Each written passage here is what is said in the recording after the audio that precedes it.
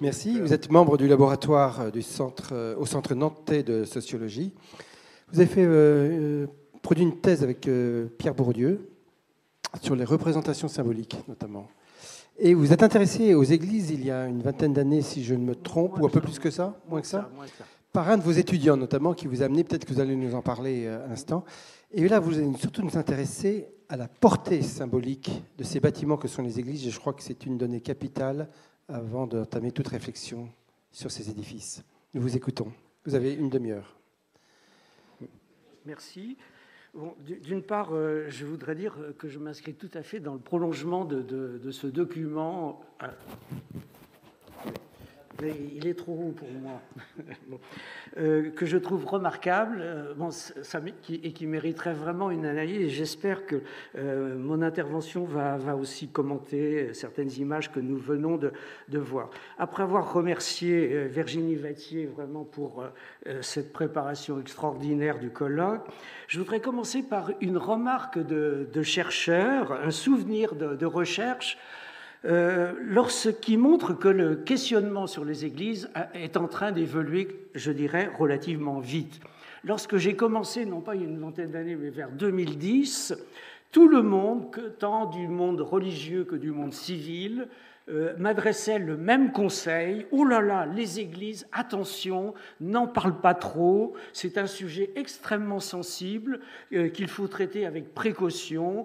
Donc, si on a un conseil à te donner, c'est d'y aller très lentement, très précautionneusement. Je voudrais dire que je ne suis plus d'accord du tout avec ce genre de conseil. Je pense qu'aujourd'hui, il y a, et les travaux de terrain dont je vais parler tout à l'heure, montre qu'il y a un réel consensus sur le devoir de parler du problème des églises. Tous les gens que j'ai rencontrés, d'une seule voix, si je puis dire, m'ont dit il faut absolument parler, et c'est la seule manière de résoudre positivement le problème est justement d'en parler, de casser cette sorte de tabou sur attention, sacré, on ne touche pas au sacré, c'est la définition même du sacré. Donc il y a urgence à parler des églises et je trouve extraordinaire l'occasion que ce colloque offre. Rapidement, le plan que je vais suivre. Dans un premier temps, 5 minutes de cours de sociologie, je m'excuse, mais je voudrais rappeler quelques principes d'analyse sociologique qui me paraissent fondamentaux pour comprendre justement ce que j'appelle cette sociologie du symbolique investie dans les églises. Deuxième temps, un rapide tour par l'histoire. L'approche des églises, et on le voit depuis ce matin, ne peut être que pluridisciplinaire. Je ne m'enferme pas dans ma propre discipline, laquelle discipline ne peut fonctionner que sur la base de l'histoire. Et c'est justement à ces acquis de l'histoire, rapidement évoqués, que je confronterai les acquis de terrain suite à l'enquête que j'ai pu faire pour finir sur quelques remarques conclusives. 3 énoncés de principes sociologiques. Le premier, c'est qui peut paraître tout bête, si vous voulez, c'est que toute réalité sociale importante existe sous 2 formes. Sous une forme qu'on appelle objective, et les églises ont leur structure qui parle justement, qui exprime sous forme en bâtiment de pierre, donc en bâtiment durable, qui exprime tout un système de représentation du religieux, de représentation de la relation entre l'homme et le religieux, etc. Donc, il y a ce côté objectif, c'est-à-dire qui existe à l'extérieur des individus et qui, justement, ont des propriétés de durabilité. Et à cet aspect-là, il faut justement regarder, si on regarde maintenant du côté du vécu des gens, on remarque que, bien évidemment, les églises n'existent pas indépendamment des catégories mentales par lesquelles les églises sont perçues, sont ressenties, sont comprises et utilisées par les individus. Alors, justement, on a beaucoup utilisé tout à l'heure et depuis ce matin, ces catégories s'imposent d'autant plus qu'elles sont passées dans la pensée laïque, totalement laïcisée, avec cette expression qu'on a souvent utilisée, y compris tout à l'heure, hein, cette idée, quand on veut remettre les choses en ordre, et ça c'est très important, remettre les choses en ordre, on dit il faut mettre l'Église au milieu du village. Si l'Église n'est pas au milieu du village, les choses ne sont pas en ordre, ça ne va pas, etc. Et nous avons tout ceci en tête. Deuxième principe, dû à l'un des fondateurs de la discipline sociologique, Durkheim, qui avait cette expression que je trouve très importante et qui est tout à fait pertinente pour le problème des églises. Il dit « L'homme d'aujourd'hui est fait de l'homme d'hier ». Et en ajoutant, cet homme du passé, nous ne le sentons pas, parce qu'il est invétéré, bon ça c'est le langage du début du XXe, qu'il est invétéré en nous, il forme la partie inconsciente de nous-mêmes. Et je dirais que ce non-ressenti de l'histoire est d'autant plus prégnant que nous sommes dans une société, que tout le monde aujourd'hui se sent affranchi de l'héritage religieux au nom d'une société supposée être déchristianisée, sécularisée, etc.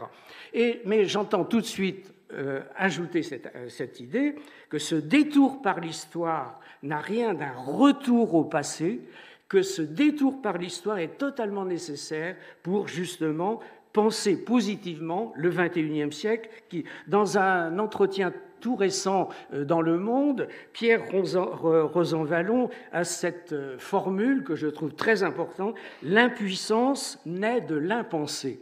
Donc, essayons de penser complètement le problème pour être le moins impuissant possible pour gérer l'avenir. Troisième principe rapidement énoncé, c'est que nous attribuons, c'est un peu plus abstrait mais c'est extrêmement important, nous attribuons aux réalités culturelles des propriétés intrinsèques, comme si ces réalités culturelles avaient en elles-mêmes ces propriétés. Et ce faisant, nous oublions que toute réalité culturelle sont le résultat de processus de travail d'élaboration au cours des siècles, par lesquels justement des groupes sociaux se sont mobilisés pour donner du sens à ces réalités, et c'est ce sens qui reste justement durablement. Alors, dans mon langage à moi, j'ai retraduit cette idée que toute réalité culturelle résulte d'un produit d'élaboration. Là, je parle d'un codage symbolique, c'est-à-dire les réalités sont codées, on leur donne. Et par exemple, ce matin, on a eu un parfait exemple, une église est-elle une unité ou pas ? Bon, eh bien ça, c'est un fait de codage, c'est-à-dire des gens, des groupes sociaux, des intellectuels, des théologiens, etc., ont codé ce bâtiment en disant c'est un bâtiment unique. On aurait pu penser le contraire, mais c'est comme ça. Bon. Et une fois que ces réalités sont codées, on finit par penser que c'est la réalité elle-même qui est comme ça et qui ne peut pas être autrement. Donc, vous voyez, c'est autant de principes qui expliquent ce côté extrêmement fort de l'inculcation de toutes ces réalités. Les héritages transmis, justement, si on veut mieux connaître l'homme d'hier qu'il y a en nous, alors que nous nous pensons évidemment modernes, innovants, etc., bon, alors que nous sommes pétris par le passé, il aurait fallu, si j'avais eu le temps, que j'aurais évoqué rapidement quatre moments. Et d'une part, la période, alors vous me direz, on ne va pas refaire toute l'histoire, la période fondatrice, c'est-à-dire du 9e au 12e siècle, c'est extrêmement important.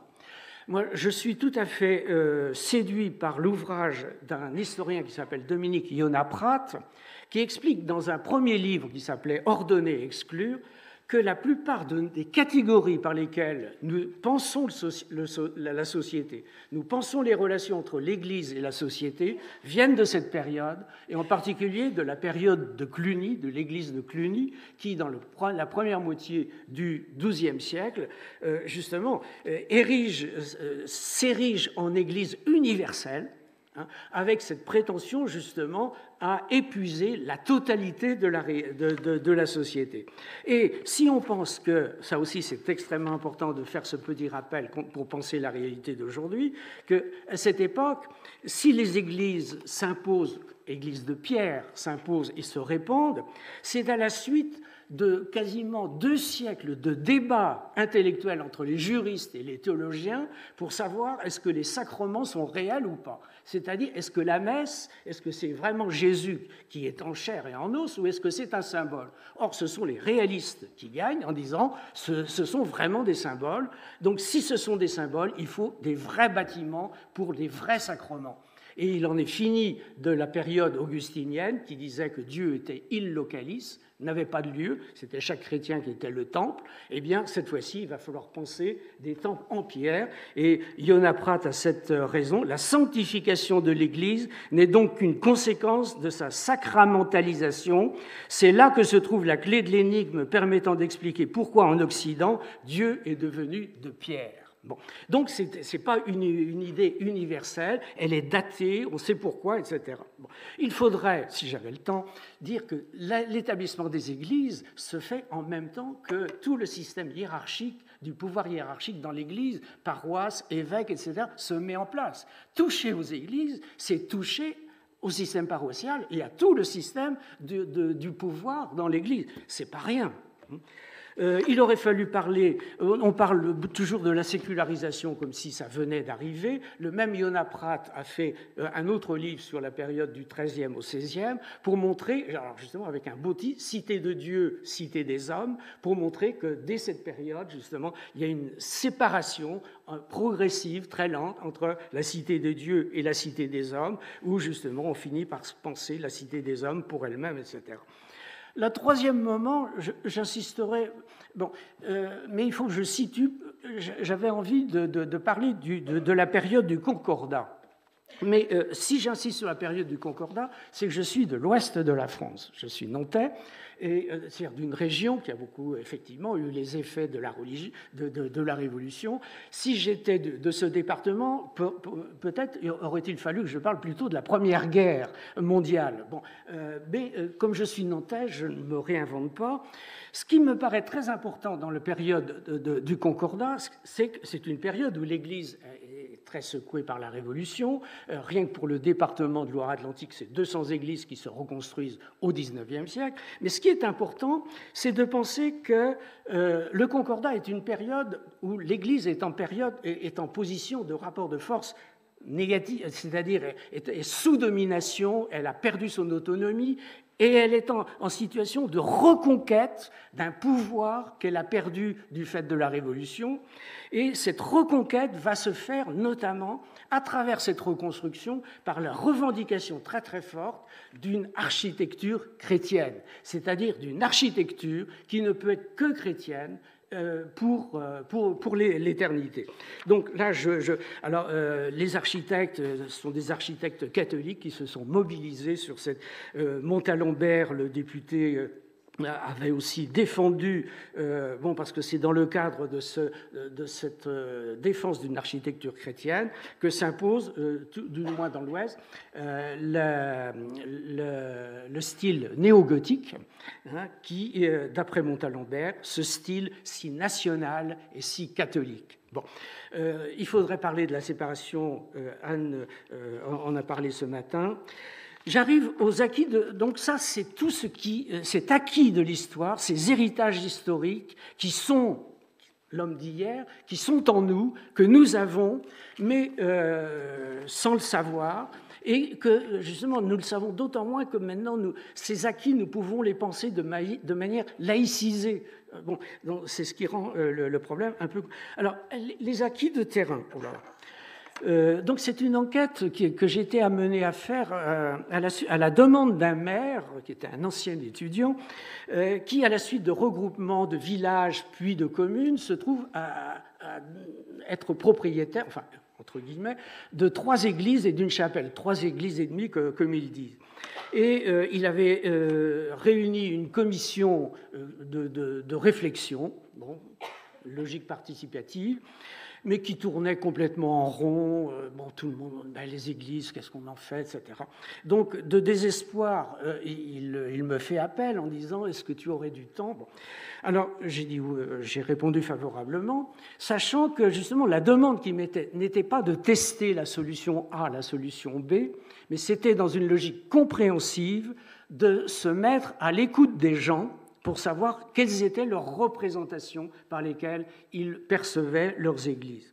Et c'est là, à la suite de cela que j'ai proposé à la quarantaine de personnes de la commission de se faire enquêteurs de leurs propres concitoyens. C'est-à-dire, nous avons élaboré une grille d'entretien où le problème des églises ne venait qu'en dernier. D'abord, les parcours. Est-ce que vous êtes originaire d'ici? Quelle position sociale? Êtes-vous notable, pas notable, etc.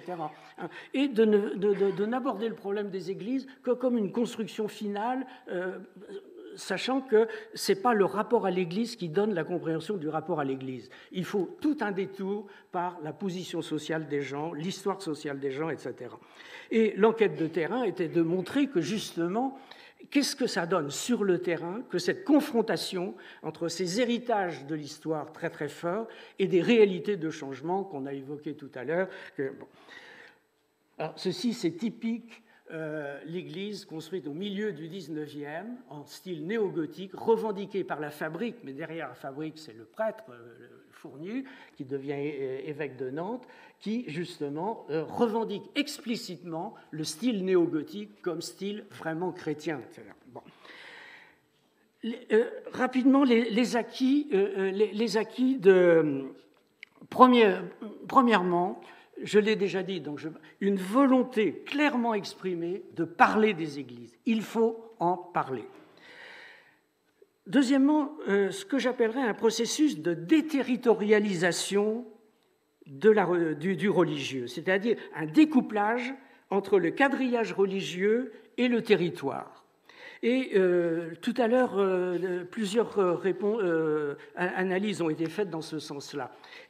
J'en nomme trois facteurs qui poussent à cette découplage. Les parcours résidentiels changent, évoluent beaucoup plus vite, etc. Les gens arrivent, partent. Bon, demandez à quelqu'un qui arrive à Corcouët, qu'est-ce que vous pensez des églises? Autant dire, il ne pense rien. Bon, deuxième idée, c'est Corcouët, c'est une commune qui connaît à l'intérieur d'elle-même des intégrations territoriales telles qu'elles se passent dans la société globale, notamment avec le système d'intercommunalité. Donc, au fur et à mesure qu'une identité de Corcouët s'impose, du fait de l'existence d'une seule administration, une seule mairie, un seul nom, les églises perdent de leur valeur de marqueur territorial et communautaire distinctif. Mais cette perte de valeur ne signifie pas cette perte affective. Je pense qu'il ne faut pas confondre les deux. Les mêmes personnes peuvent dire, bon, maintenant, moi, je relativise l'existence de ces trois églises, etc. Je ne vais pas, comme dit ce monsieur, mon lieu de vie est situé dans un quartier du bourg, je me sens intégré à Corcouët, ne me parlez pas, alors il énumère, de Saint-Étienne, Saint-Jean, la Benade, pour moi, c'est Corcouët, un point final.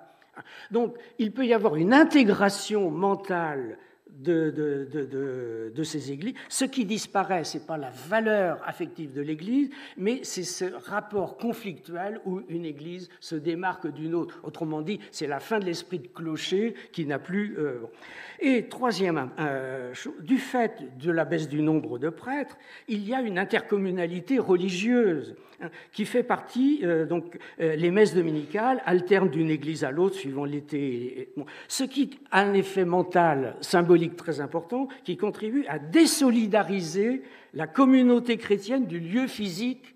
Autrement dit, la communauté s'autonomise par rapport au lieu. Comme dit cette femme, il manque des prêtres, et pour quelqu'un qui veut pratiquer, qu'il prenne sa voiture pour faire 3 ou 6 kilomètres, c'est pareil, tout le monde est attaché à une église, mais le pratiquant, il ira là où se rassemble la communauté. Bon. Des rapports vécus hétérogènes, ça c'est extrêmement important, j'en dirai un mot sur... L'un des objectifs, c'était d'interroger cette fameuse notion, l'Église, symbole d'identité. la notion d'identité, très à la mode. Bon. Eh bien, cette notion d'identité, l'enquête la casse. Parce que, suivant aussi, on écoute bien les gens, il y a 1000 manières d'exprimer l'identité à l'Église. Entre l'inconditionnel, moi, c'est cette Église et rien d'autre, je suis prêt à payer, etc. Celui qui vient d'arriver, qui ne pense rien. La plupart des gens, justement, ont un rapport très, très nuancé en disant « oui, je suis... Bon, mais je sais bien que ça ne peut plus durer. Bon. » Autrement dit, il y a 1001 manières d'exprimer son rapport subjectif à... Ce qui fait que parler globalement de l'Église est un symbole identitaire, c'est une construction très abstraite, souvent pour les besoins de la cause. Des critères... Alors maintenant, si on s'intéresse aux pratiquants eux-mêmes, ce qui est... Alors on insiste beaucoup sur la déchristianisation, la baisse du faible, bon, c'est une chose indéniable. Bon. Je me suis intéressé au changement de critères d'appartenance, y compris chez les pratiquants. Et on observe quoi? On observe un recul du critère de la pratique cultuelle au profit d'un système de croyance, d'adhésion extrêmement diffuse, toujours mal défini. Ce qui fait que je me suis aperçu, par exemple, que dans tous les sondages d'opinion depuis les années 80, on ne demande plus aux gens s'ils sont pratiquants ou pas, on leur demande s'ils sont croyants. Alors, êtes-vous un croyant par tradition, un croyant incertain, un croyant convaincu? Bon, autrement dit, le critère d'appartenance n'est plus fonction justement de cette pratique cultuelle, donc du lieu où se fait la Maison des Sacrements, mais selon des critères beaucoup plus individualisés. Ouverture à la multifonction, ouverture sous conditions. Alors, je vais juste dire un mot. Bon, la plupart des gens sont extrêmement ouverts, justement, y compris dans l'ouest de la France, à cette multifonction. Et en termes positifs, l'enquête fait ressortir deux perspectives. Une qui a été largement évoquée, c'est l'ouverture à la culture. Mais encore faudrait-il y regarder de plus près la tolérance suivant les produits culturels. Et je me suis aperçu que autant le livre et la musique, certains sont extrêmement favorablement accueillis, la photo est beaucoup plus... une expo photo... comme si la photographie, et là il y aurait des explications historiques aussi, montrant qu'il y a une certaine prévention contre l'usage de la photographie. Par contre, l'autre ouverture qui a été largement évoquée tout à l'heure, puisque d'entrée de jeu le film, c'est l'ouverture au social. Alors il ne faut pas s'étonner, on pourrait s'étonner en disant, tiens, les gens... Bon, du point de vue sociologique, c'est extrêmement intéressant. La théorie de Durkheim sur la religion, qu'est-ce que c'est que la religion pour lui? C'est une sublimation du rapport vécu à la communauté. C'est le social sublimé. Si vous pensez dans un processus de sécularisation, que devient ce processus de sublimation? La sublimation en tant que telle disparaît. Qu'est-ce qui reste? Le social. C'est-à-dire que ce qui est fortement accepté, c'est que justement les églises servent à la communauté avec cette notion de don, de gratuité. Et Bourdieu a cette expression, une société révèle ses valeurs sacrées en révélant ce qu'elle veut arracher à l'échange ordinaire commercial. Et donc, justement, c'est extrêmement intéressant. Ce refus du commercial, justement, est une manière, là encore, d'exprimer ce rapport au sacré, mais de manière complètement laïcisée. Donc, vous voyez, cette idée, l'homme d'hier, l'homme d'aujourd'hui, qui dessine les champs des possibles, hein, donc, à l'intérieur du social. J'ai 5 minutes. Non, hein, remarque conclusive. Alors, justement, chaque fois qu'on est confronté à ces problèmes d'Église, nous mesurons la justesse de la remarque de Durkheim, prédominance de l'homme d'hier. Mais ce constat, je dirais, m'amène à énoncer cette idée qui a été très fortement dite depuis ce matin, c'est que les problèmes d'Église ne sont jamais des problèmes purement techniques. Parce que justement, les églises sont porteuses de cette dimension symbolique, c'est-à-dire toute perspective d'avenir exige un travail symbolique. on a insisté, il faut du temps, parce qu'il faut changer des catégories mentales. C'est ce que Bourdieu appelle les révolutions symboliques. C'est extrêmement compliqué de changer. Vous voyez, tout à l'heure, l'écologie, etc. Mais si on remet les choses dans l'ordre, il faut d'abord, pour que ça soit accepté, il faut d'abord travailler. C'est pour ça que c'est un véritable travail pédagogique de longue haleine, hein, qui a mené auprès des populations pour décider de la moindre décision technique. Et justement, ce travail de réflexif avec la population est une condition sine qua non, justement, pour ne pas se laisser imposer les contraintes les plus matérielles qui conduisent le plus souvent à la vente ou à la démolition. La disjonction entre les deux temporalités, c'est ce que j'appelle la tentation du statu quo. Finalement, dans l'ouest de la France, les églises n'ont jamais été aussi belles que maintenant, aussi vides non plus. Bon. Et la question toute bête, je me dis, mais pourquoi, comment ça se fait? Qui a intérêt au statu quo? Et à la réflexion, justement, ce qui est intéressant, c'est de voir que dans la logique sécularisée dans laquelle nous sommes, pour un maire ne peut invoquer une restauration qu'avec des arguments, justement, civils, laïques, d'où cet intérêt justement de symboles d'identité communale. Et on voit tout le gain qu'il y a pour un maire. En restaurant l'Église, il restaure la communauté qui l'a fait maire. Et donc c'est une manière de faire revivre, au moins symboliquement, sa communauté. Et d'un autre côté, les acquis de l'école de l'Église clunisienne sont toujours là pour justement penser que cette Église symbole unitaire, ben oui, on a bien ça dans la tête. Donc finalement, c'est une manière, autour de cette notion de symbole et d'unité communale se retrouvent des impératifs à la fois politiques, religieux.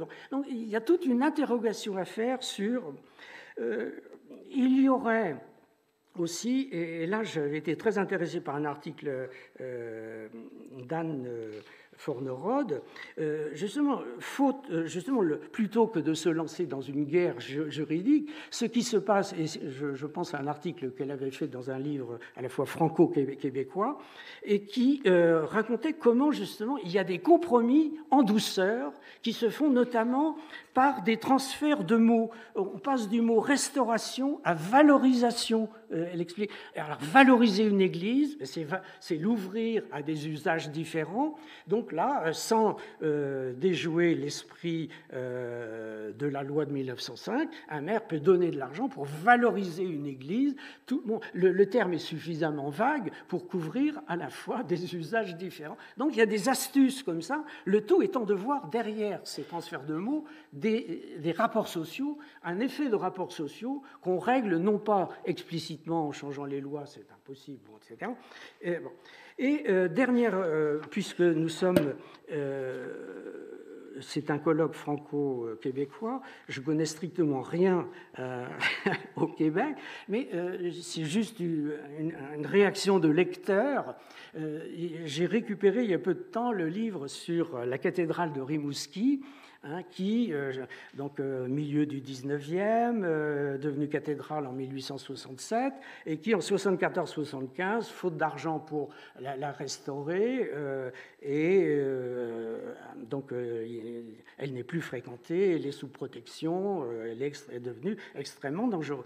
Et à la fin de ce livre, Luc Neupen a une réflexion très, très intéressante. C'est-à-dire, il s'inscrit en faux contre l'argument en disant finalement cette cathédrale est abandonnée parce qu'elle n'aurait pas d'intérêt architectural. Alors, d'un point de vue architectural, il montre comment elle a un réel intérêt. Mais au détour d'une phrase, il a justement une réflexion très, très intéressante en disant de façon générale, la défection de ce monument s'explique par le peu de fierté que les Rimousquois ressentaient envers leur patrimoine. Et c'est là où je vois le côté, c'est-à-dire lui, il cherche à défendre par le côté objectif. Cette église a-t-elle une valeur objective? Et or, justement, entre deux lignes, il dit le vrai problème, c'est un problème symbolique, c'est-à-dire les Rimousquois n'ont pas les catégories de perception pour valoriser cette affaire-là. Ce qui fait que, pour terminer, justement, s'il y a une économie des églises, il ne s'agit que d'une économie symbolique, selon laquelle, justement, un édifice dépend non moins de sa valeur matérielle que des catégories de perception qui permettent de valoriser. Et souvent, la crise des églises, c'est une crise des catégories mentales par lesquelles nous percevons les églises. Merci.